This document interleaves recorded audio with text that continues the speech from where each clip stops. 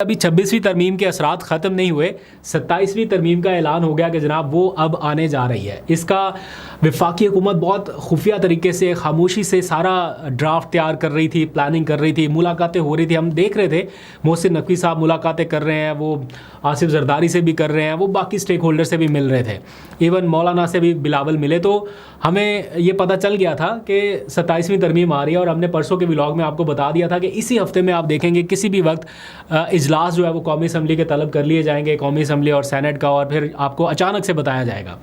اور وہی ہوا ایگزیکٹلی۔ آج نیشنل میڈیا پر اس وقت ہلچل مچی جب بلاول بھٹو نے ٹویٹ کر کے یہ وفاقی حکومت کی ساری تیاریاں جو ہے وہ ڈسکلوز کر دی اور بتایا کہ شہباز شریف صاحب نے بطور وزیر اعظم ان کے والد یعنی آصف علی زرداری سے ملاقات کی ہے اور ان سے پیپلز پارٹی کا تعاون مانگا ہے 27ویں ترمیم کے لیے، اور ساتھ ہی انہوں نے بتا دیا ہے کہ 27ویں ترمیم میں کیا کیا چیزیں آنے جا رہی ہیں۔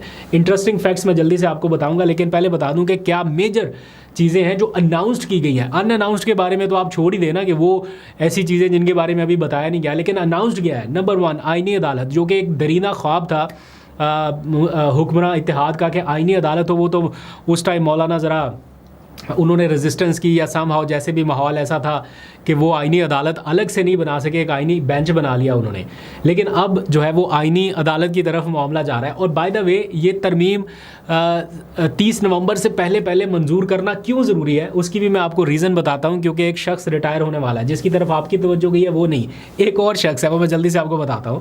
اس سے پہلے اس کو بچانے کے لیے بھی یہ ہو سکتا ہے، ایسی باتیں میں سن رہا ہوں، بہرحال ڈیٹیل آپ کو بتاتا ہوں۔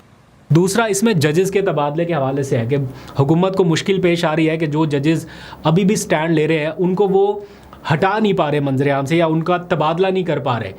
ہاں یہ ضرور ہوا کہ ان کی جگہ اور نئے ججز کو لایا گیا، ان کو چیف جسٹس بنا دیا گیا، لیکن وہ ججز جو ریزسٹ کر رہے تھے، یا 5 ججز جن کے بارے میں مشہور ہے، ان کو حکومت ہٹا نہیں پائی۔ اب ججز کے تبادلے کے حوالے سے بھی آئینی ترمیم لائی جا رہی ہے۔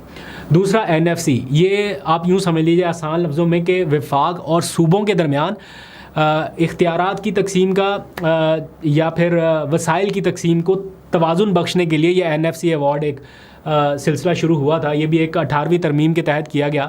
اب اس کو رول بیک کیا جا رہا ہے۔ پیپلز پارٹی کو کوئی مسئلہ نہیں ہے، پنجاب کو کوئی مسئلہ نہیں ہے۔ یہ کیوں ہو رہا ہے؟ کیونکہ مسئلہ ایک ہی جگہ سے آ رہا ہے، اور وہ خیبر پختونخوا ہے۔